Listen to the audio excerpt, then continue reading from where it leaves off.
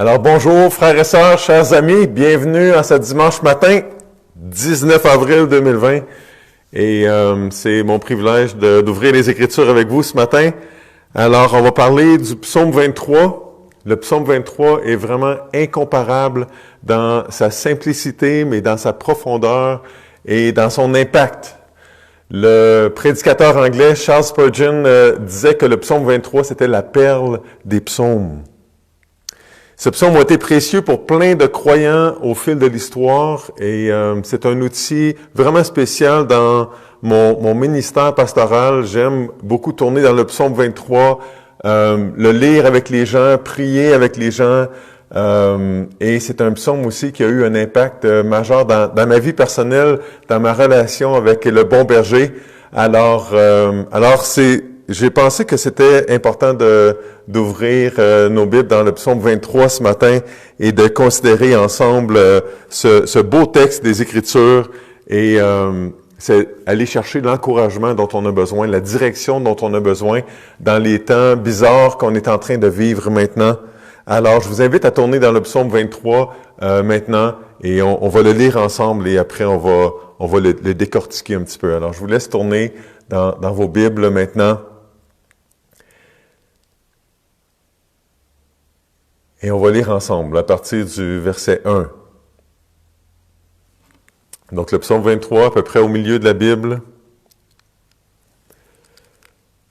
Cantique de David. L'Éternel est mon berger. Je ne manquerai de rien. Il me fait reposer dans de verts pâturages. Il me dirige près des eaux paisibles. Il restaure mon âme. Il me conduit dans les sentiers de la justice à cause de son nom. Quand je marche dans la vallée de l'ombre de la mort, je ne crains aucun mal, car tu es avec moi. Ta houlette et ton bâton me rassurent. Tu dresses devant moi une table en face de mes adversaires. Tu oins d'huile ma tête et ma coupe déborde. Oui, le bonheur et la grâce m'accompagneront tous les jours de ma vie, et j'habiterai dans la maison de l'Éternel jusqu'à la fin de mes jours. Alors prions ensemble. Papa du ciel, c'est évident que tu es le bon berger, que tu es un bon Dieu. Et c'est notre confiance ce matin que tu prends soin de tes brebis. Et c'est notre compréhension aussi, à la lumière du Nouveau Testament, que tu invites d'autres à venir devenir tes brebis et se joindre à ton troupeau pour bénéficier de tes soins, pour témoigner du fait que tu es un bon Dieu, un bon berger. Et ce matin, ma prière, c'est que tu puisses parler au cœur de chacune des personnes qui écoutent présentement ou qui vont écouter le message des Écritures. Et je te remercie d'avance et je te prie. Au nom du Seigneur Jésus, ton Fils. Amen. Alors, ce psaume est un cantique de David. David qui était un roi, mais avant d'être roi, il était berger.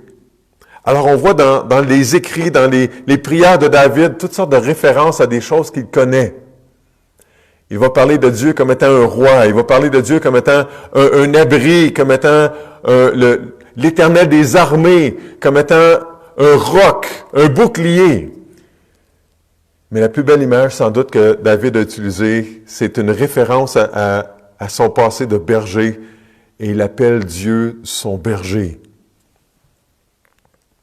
C'est sans doute l'image la plus intime qu'on retrouve dans tout l'Ancien Testament, Dieu qui est le berger. Une belle image pour décrire la relation entre Dieu et les croyants. Il y a quelques années, à la radio, j'écoutais Boukhar Diouf qui interviewait une dame qui était une spécialiste qui travaillait avec les moutons, j'oublie son titre, et il lui a posé la question qu'il pose à chacun de ses invités. Qu'est-ce que tu as appris sur les êtres humains en travaillant avec les moutons? Et la dame lui a répondu ceci. Elle lui a répondu, comme les moutons, les êtres humains sont fragiles. C'est vraiment intéressant. Elle a dit, j'ai appris que la vie est fragile. Les moutons sont faibles, les moutons sont fragiles. Et ils ont besoin que quelqu'un s'occupe d'eux, sinon ils vont mourir. Toute une réflexion sur l'être humain. David se compare à un mouton, une créature faible, sans défense, dépendante. C'est un peu comme ça que plusieurs se sentent dans la crise mondiale qu'on est en train de vivre. Faible, sans défense, dépassé. Et ceux qui se pensent forts, et ceux qui pensent avoir tout compris, puis avoir tout deviné, qu'est-ce qui se passe à travers le monde, ben ils sont aussi fragiles que les autres, n'est-ce pas? David se compare à un mouton. David compare Dieu à un berger. Le berger vit avec son troupeau.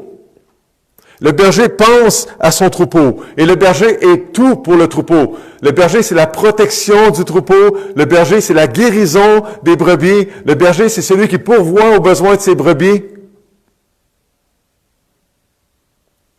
Au temps de David, les brebis, c'était vraiment quelque chose de précieux. Les brebis pourvoyaient aux vêtements, à travers la laine, la nourriture, les sacrifices. Ils étaient souvent achetés à un grand prix, où ils étaient le résultat d'efforts de reproduction pour avoir des brebis, avoir un troupeau. Les brebis, c'est des animaux domestiques, donc les brebis appartenaient à quelqu'un. Ça aussi, c'est intéressant. C'est pas des animaux sauvages.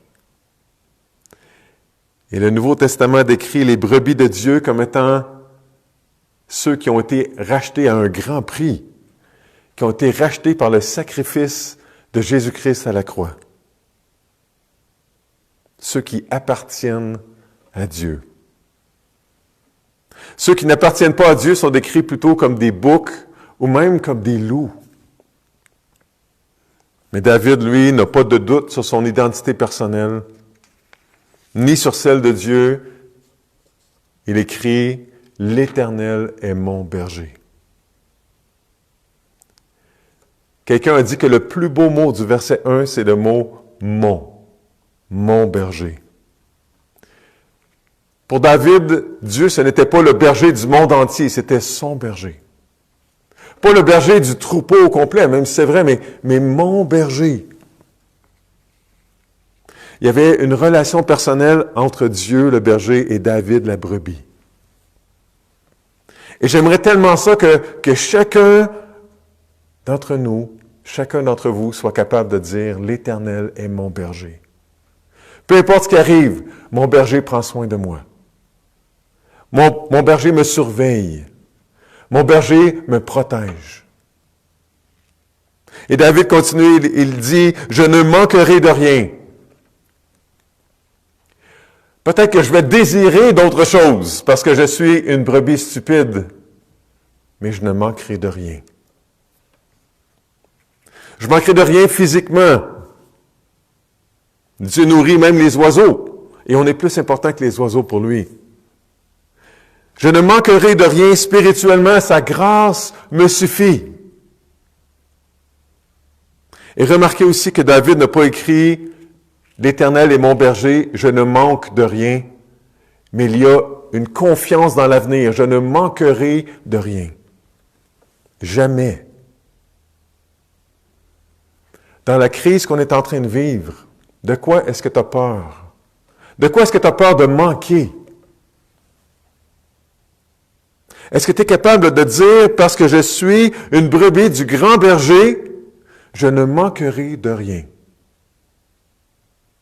Si l'économie s'écroule, si je perds mon travail, si je perds ma santé, si je perds mes amis, si je perds ma femme, mon mari, si je perds mes enfants, ou quoi que ce soit d'autre, je ne manquerai de rien, parce que le bon berger est avec moi. C'est quelque chose comme déclaration, n'est-ce pas? Je pense pas que David s'imaginait que parce qu'il était un croyant, parce qu'il était en relation avec Dieu, il ne connaîtrait jamais la famine, il ne connaîtrait jamais la souffrance, il ne connaîtrait jamais la maladie. Mais ce qu'il dit, c'est que parce que le berger, le bon berger est avec lui, il est confiant qu'il ne manquera jamais de rien. Que le bon berger, que la présence du bon berger, c'est suffisant pour lui comme brebis. Si le bon berger est là, c'est l'abondance. Dans le langage du Nouveau Testament, l'apôtre Paul écrit « Je puis tout par celui qui me fortifie ». Et un petit peu plus loin dans Philippiens 4, « Et mon Dieu pourvoira à tous vos besoins selon sa richesse. » Sa richesse est très grande. « Avec gloire en Jésus-Christ. » Paul a aussi écrit aux Éphésiens, au chapitre 1 de sa lettre aux Éphésiens, « Béni soit le Dieu et Père de notre Seigneur Jésus-Christ, qui nous a bénis de toute bénédiction spirituelle dans les lieux célestes en Christ. » C'est quelque chose. Et Pierre, dans sa deuxième lettre, va écrire que ceux qui se sont repentis de leurs péchés, ceux qui ont placé leur confiance en Jésus, ont reçu tout ce qui contribue à la vie et à la piété. 2 Pierre 1 au verset 3. C'est-à-dire qu'ils ont reçu tout ce dont ils ont besoin pour vivre leur vie, puis pour ressembler à Dieu. C'était la conviction de David. Et il va expliquer maintenant pourquoi il peut dire ça. « L'Éternel est mon berger, je ne manquerai de rien. » Alors, j'aimerais qu'on regarde ensemble ce matin, et Dieu voulant, dimanche prochain, 5 manières dont Dieu, le grand et bon berger, prend soin de ses brebis. Et la première manière dont le bon berger s'occupe de ses brebis, c'est qu'il fait reposer ses brebis, au verset 2. Le verset 2 dit, « Il me fait reposer dans de verts pâturages. Il me dirige près des eaux paisibles. » L'obsession du berger, c'est son troupeau. Il pense à son troupeau continuellement. Il est sensible à l'état de son troupeau maintenant. Il a des projets pour son troupeau. Il pense juste à ça. Tout ce qu'il fait est en fonction du troupeau. Comme le père de famille, le bon père de famille qui est sensible à qu'est-ce qui se passe dans sa famille et qui est toujours en train d'être attentif à sa famille. Et c'est pas pour rien que Dieu est aussi appelé notre Père. Et quand je médite sur ce verset-là, ce beau verset 2 du psaume 23, je pense à un champ d'herbes vertes denses. Il y a beaucoup d'herbes et l'herbe est juteuse et appétissante pour un mouton. Un endroit parfait pour se reposer, un endroit parfait pour manger tranquillement en paix. Je pense à l'abondance de nourriture. Pas un champ pierreux où est-ce que il y a quelques petites touffes d'herbe ici et là. Non. De verts pâturages. David nous dit aussi que le bon berger le dirige près des eaux paisibles. Et là, je pense à un petit ruisseau qui coule tranquillement. Où est-ce que le mouton peut aller s'abreuver? Je pense au psaume 42, qui dit comme une biche, on change d'animal, mais c'est la même image, comme une biche soupire après des courants d'eau. Ainsi mon âme soupire après toi, ô Dieu. Mon âme a soif de Dieu, du Dieu vivant. Dans le psaume 42, verset 2 et au début du verset 3. Où est-ce que la brebis du Seigneur va trouver ce repos pendant la crise du coronavirus? Où est-ce qu'elle peut se nourrir et s'abreuver lentement et abondamment pendant cette drôle de période qu'on est en train de vivre? Bien, auprès de Dieu lui-même. Dans les Écritures. Dans la présence de Dieu, le bon berger. dans la prière. Peut-être pour certains, ça va être aussi dans la nature, si c'est possible d'y aller maintenant. Dans notre coin de prière, dans notre foyer, notre coin de prière préféré. Ce que les gens cherchent vraiment, profondément à l'intérieur, qu'ils s'en rendent compte ou pas, c'est ce repos que Dieu, le bon berger, peut donner. Tout le monde a soif de Dieu, tout le monde a soif de son repos, tout le monde soupire après ça. Ah, si les gens connaissaient le bon berger, ils connaîtraient aussi le repos que le bon berger donne. David dit, « Il me fait reposer ». C'est le berger lui-même qui se charge du repos de ses brebis. C'est intéressant. C'est le berger qui prend l'initiative, qui dirige la brebis vers le repos. C'est une grâce de Dieu, un cadeau. Ça n'enlève pas la responsabilité de la brebis d'écouter, de suivre le berger, de faire ses efforts, mais ça ressemble un peu à ce que Paul a écrit dans le Nouveau Testament, dans Philippiens 2,13. « C'est Dieu qui produit en vous le vouloir et le faire selon son bon plaisir. » Il y a un travail d'équipe entre le berger et la brebis, entre Dieu et le croyant. Dieu produit des choses, appelle le croyant au repos qui se trouve en lui. Paul va exprimer ça autrement aux Colossiens. Il dit, « Rendez grâce au Père qui vous a rendu capable d'avoir part à l'héritage des saints dans la lumière.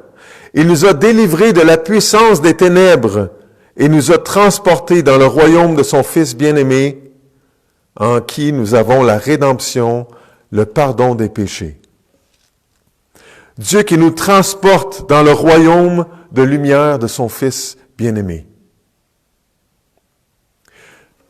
Quelqu'un qui avait de l'expérience avec les moutons un jour m'a dit que les images qu'on a du berger avec un mouton, un agneau sur ses épaules, quand c'est un petit agneau sur les épaules, c'est pas l'image d'un vrai berger. Le berger transporte des brebis sur ses épaules, mais les agneaux sont trop faibles. Ils ont trop peur. Le berger les transporte dans ses bras, proche de lui, en sécurité. Et dans ce passage-là, ça dit que le Père nous a transportés, pensez à ça comme un petit agneau, nous a transportés dans le royaume de son Fils bien-aimé, en qui nous avons la rédemption, le pardon des péchés, où on peut trouver du repos. Dieu nous transporte dans le royaume de lumière de son Fils bien-aimé. Le berger transporte les brebis, les agneaux, dans un endroit de repos. Il les conduit vers ce repos-là. Dieu nous sauve quand on se repent de nos péchés et quand on cherche à se détourner de nos péchés. Quand on cherche à les abandonner et qu'on met notre confiance en lui. Dieu nous fait reposer dans de verts pâturages. Il nous dirige près des eaux paisibles. Et on a désespérément besoin de ce repos-là. Désespérément besoin de cette nourriture, de cette eau-là. Si je suis une brebis du Seigneur, je ne manquerai de rien. Et la deuxième manière dont le berger s'occupe de ses brebis, c'est qu'il restaure l'âme de ses brebis. Au début du verset 3. « Il restaure mon âme, il me conduit dans les sentiers de la justice à cause de son nom. » Mais attardons-nous sur ça. « Il restaure mon âme. » En 2016, j'ai restauré une vieille roulotte. Elle était toute brisée, toute pas belle. Alors je l'ai rendue plus solide, plus belle. Je l'ai rendue plus comme elle était au départ, en 1975, quand elle était neuve. Et quand Dieu restaure une âme, il la répare.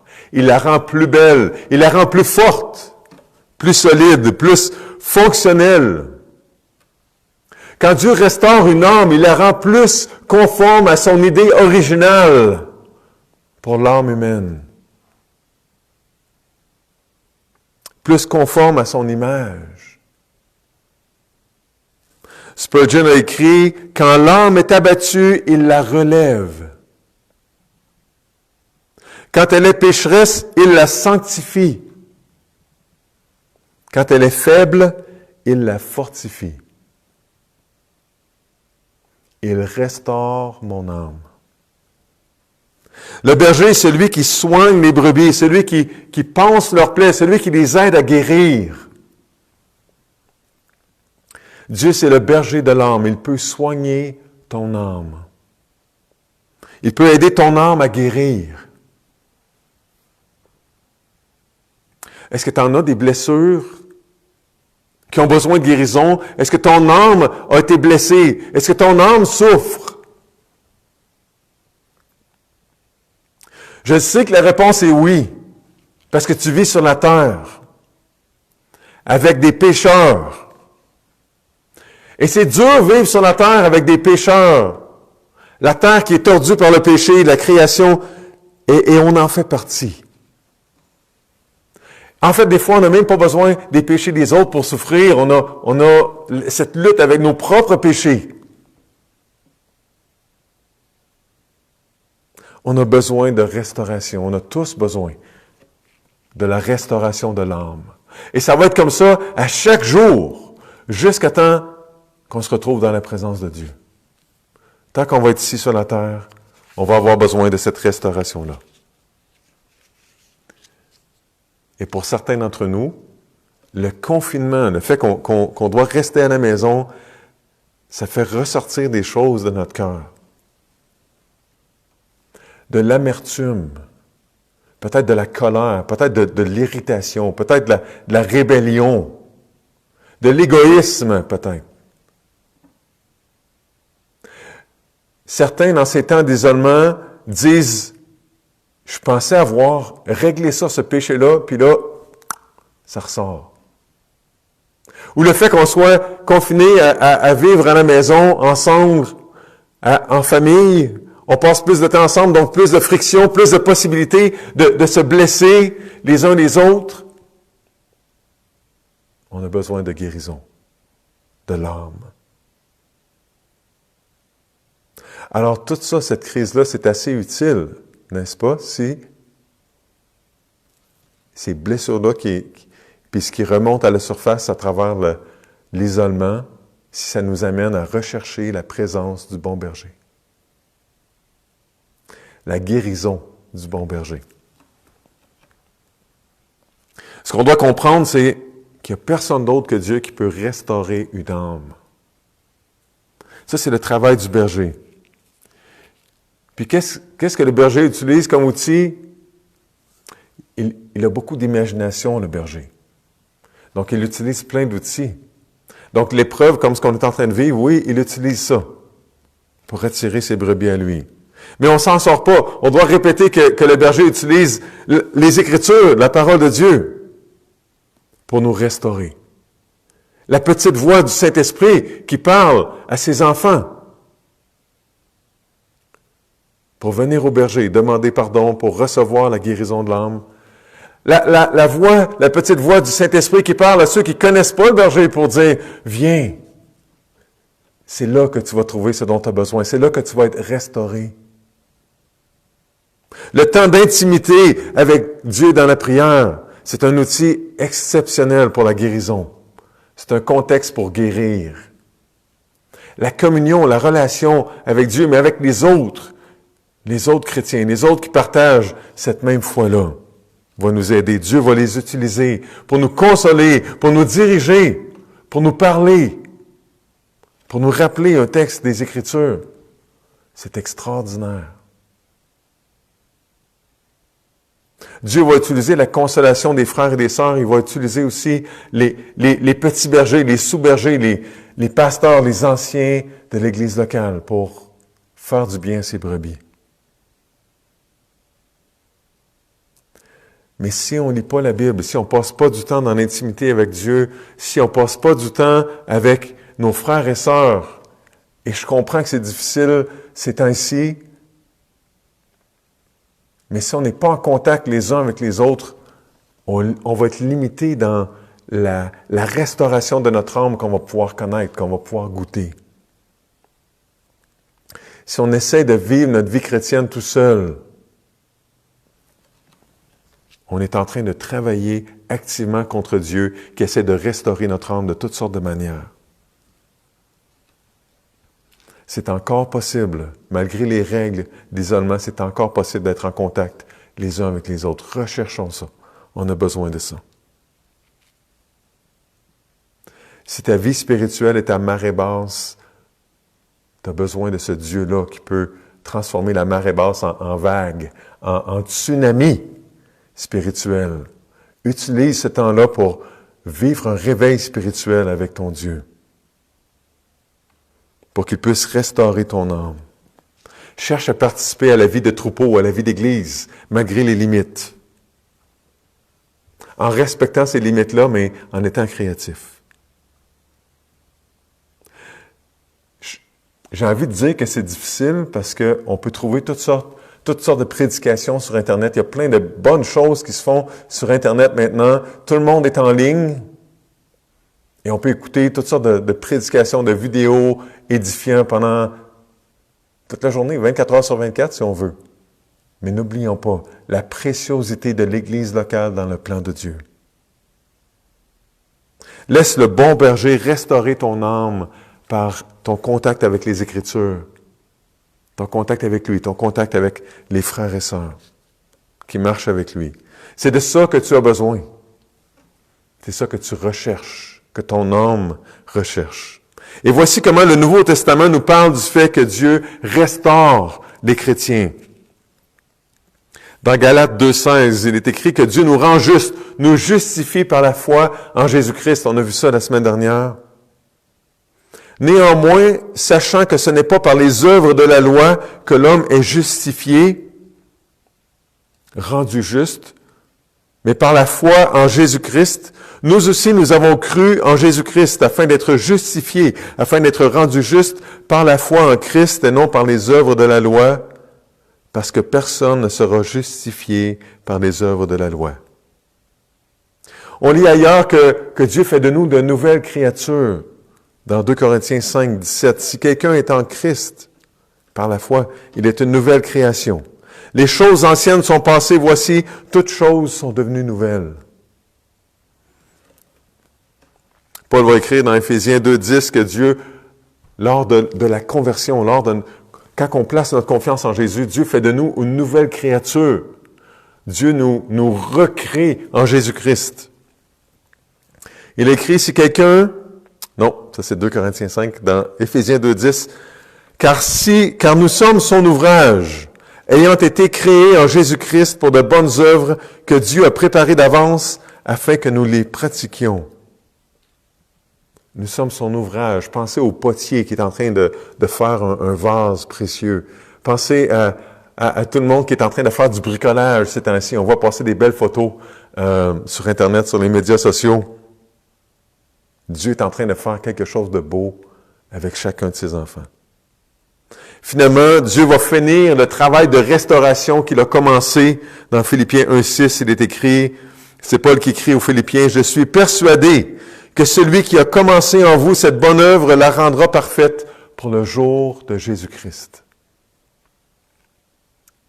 C'est notre espérance que Dieu va continuer et terminer la restauration qu'il a commencée dans chacun de ses enfants. Donc Dieu, le bon berger, restaure l'âme de ses brebis. Et il y a quelque chose là-dedans d'instantané lors de la conversion. Un changement radical qui se passe à la conversion est miraculeux, mais il y a un travail à long terme, quelque chose qui se passe à long terme. Et le berger va s'occuper de ça aussi, va s'occuper de ce travail à long terme-là. Il s'engage à long terme envers ses brebis. Et habituellement, il va faire ça à l'intérieur du troupeau. Il restaure mon âme. Et la troisième manière dont le berger s'occupe de ses brebis, c'est qu'il conduit ses brebis. Au verset 3, encore. « Il restaure mon âme, il me conduit dans les sentiers de la justice à cause de son nom. » Le berger conduit ses brebis. Et je ne sais pas si vous êtes comme moi, mais je suis tellement pécheur que des fois, je voudrais que Dieu me délivre seulement de la conséquence du péché, mais qu'il me laisse marcher et poursuivre mon péché.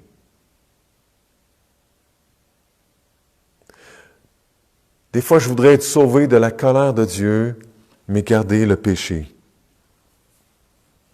Mes frères et sœurs, chers amis, notre plus grand besoin, c'est d'être délivré de la présence du péché et de se retrouver dans la présence de notre berger. D'être sauvé du péché, d'être conduit par le berger, par Dieu, notre bon berger, sur la voie de la sainteté qu'on a besoin. Même si ce n'est pas toujours clair dans nos têtes, c'est ça qu'on cherche vraiment. On a été créés pour ça.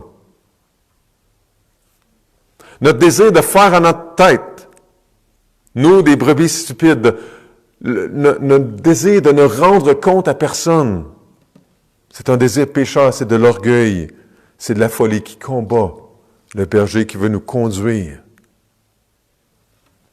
Ça serait assez décourageant si Dieu nous laissait à nous-mêmes pour trouver nous-mêmes les sentiers de la justice, les sentiers droits et justes. Et c'est pour ça que David écrit que le berger nous conduit dans les sentiers de la justice. On serait les plus malheureux des êtres humains si Dieu nous laissait seuls pour chercher et poursuivre les sentiers de la justice. Si Dieu nous laissait, nous donnait la vérité, la connaissance de qu'est-ce qui est juste, puis qu'il nous laissait tout seuls pour vivre ça, ce serait pire. Ce serait pire que de ne pas savoir. Mais Dieu nous donne son esprit pour nous accompagner. Dieu nous accompagne lui-même par son esprit pour nous faire connaître ces sentiers-là, nous accompagner et rendre la victoire possible. C'est possible de vivre la justice, la sainteté maintenant. Un berger qui s'attendrait à ce que ses brebis marchent au bon endroit sans les conduire lui-même, ce serait un berger inconscient, inexpérimenté, stupide ou méchant. Mais Dieu, c'est le bon berger qui conduit lui-même ses brebis dans les sentiers de la justice. Alors c'est ça qui va faire la joie du chrétien, de suivre son berger, de suivre son maître par amour pour lui, en lui faisant confiance. C'est ce qui va faire la joie du berger, que ses brebis marchent avec lui dans ses voies, dans la justice. Et le Seigneur fait tout ça par amour, par grâce. Pas à cause de nous, mais à cause de son nom. Pas parce qu'on mérite, mais à cause de son nom. Ce qui honore le nom du Seigneur, c'est un troupeau qui marche dans ses voies, qui marche dans les sentiers de la justice. Et si on veut exprimer ça dans le langage du Nouveau Testament, il me conduit dans les sentiers de la justice à cause de son nom, pourrait être dit comme ceci, il me conduit par son esprit. Paul écrit dans Romains 8 au verset 14, car tous ceux qui sont conduits par l'Esprit de Dieu sont fils de Dieu. On pourrait dire, il fait de moi son instrument de justice dans Romains 6, au verset 13. Offrez à Dieu vos membres comme des instruments de justice. On pourrait dire, Dieu m'équipe pour le service, dans 1 Pierre 4, au verset 10, comme de bons dispensateurs, de bons administrateurs, de bons gestionnaires des diverses grâces de Dieu, que chacun de vous mette au service des autres le don qu'il a reçu. Alors, comment est-ce qu'on vit ça au temps de la COVID-19? Se laisser conduire dans les sentiers de la justice. Mais peut-être qu'on doit se poser quelques questions. Qu'est-ce que le bon berger me dit? Où est-ce que le bon berger me conduit? Qu'est-ce qui me conduit à dire et à penser face au gouvernement? Qu'est-ce que le bon berger me conduit à dire, à penser ou à faire face aux règles et d'isolement qui semblent se resserrer encore? Qu'est-ce que le bon berger me conduit à croire au sujet de tout ce que je lis sur Internet, les informations ou la désinformation? Qu'est-ce que le bon berger me conduit à croire? Comment est-ce qu'il me conduit à réagir face à ça? Qu'est-ce qui me conduit à dire, à écrire face à ça? Est-ce que tu as demandé? Est-ce que tu as demandé au bon berger de te conduire, de te dire qu'est-ce qu'il pense? Il me conduit dans les sentiers de la justice à cause de son nom. Seigneur, aide-nous à nous laisser faire, à nous laisser conduire, n'est-ce pas?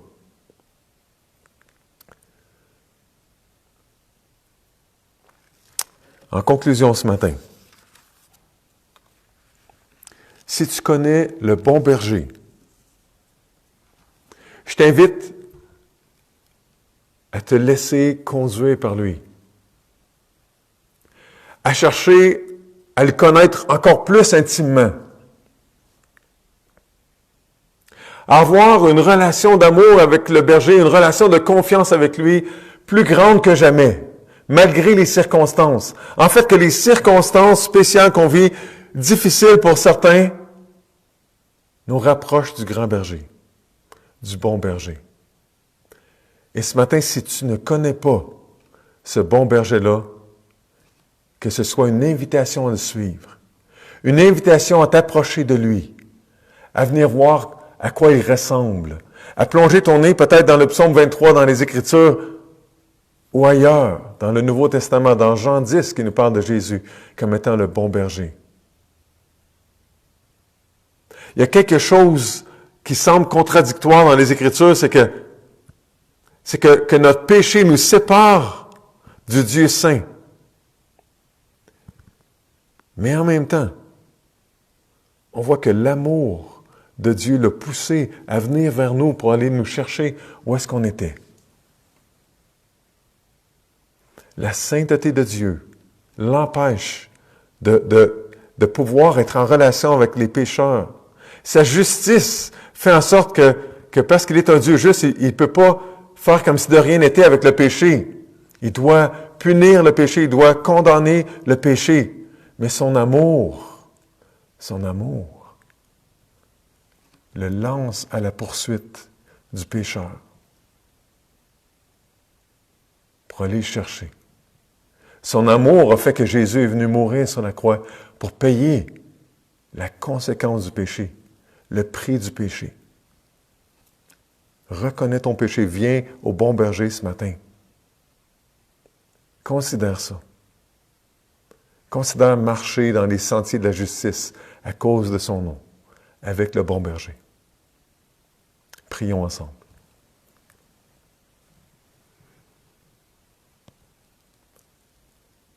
Alors, Papa du ciel, on reconnaît que tu es le bon berger, que tu es un bon Dieu, que tu prends soin de nous, que tu pourvois aux besoins de chacun de tes enfants, puis notre plus grand besoin, c'était d'être pardonné de nos péchés, c'était d'être réconcilié avec toi. Et tu restaures notre âme, tu continues à nous transformer pour nous faire ressembler à Jésus. Veux-tu nous aider à coopérer avec toi? Parce que je confesse que je suis une brebis stupide qui a besoin de toi. Et Seigneur, veux-tu ce matin, dans les prochaines heures, les prochains jours, alors que d'autres s'exposeront à ce beau texte des Écritures, veux-tu utiliser ta parole pour attirer à toi des pécheurs perdus, séparés de toi à cause du péché? Veux-tu les convaincre de ton amour, mais de ta sainteté et du fait que tu es juste, et les réconcilier avec toi, les laver de leurs péchés, les faire marcher à ta suite, dans ton grand amour pour eux. Merci pour tout. Au nom de Jésus. Amen.